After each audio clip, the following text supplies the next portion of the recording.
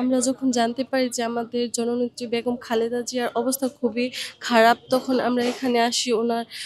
উনার কাছে থাকলে মনে হবে যে না, আমরা উনাকে দেখতে পেয়েছি বা উনার অনুভূতি সম্পর্কে, আমাদের মনের অনুভূতি সম্পর্কে উনাকে জানাতে পেরেছি কিছু। যেহেতু আমরা উনার অবস্থা খুবই খারাপ জেনে এখানে এসেছি। আমরা দোয়া চাই তার জন্য। দেশের সবার কাছে আমরা দোয়া চাই উনি যেন খুব তাড়াতাড়ি সুস্থ হয়ে আমাদের কাছে ফিরে আসতে পারে। দেশনেত্রী বেগম খালেদা জিয়ার অবস্থা খুবই খারাপ।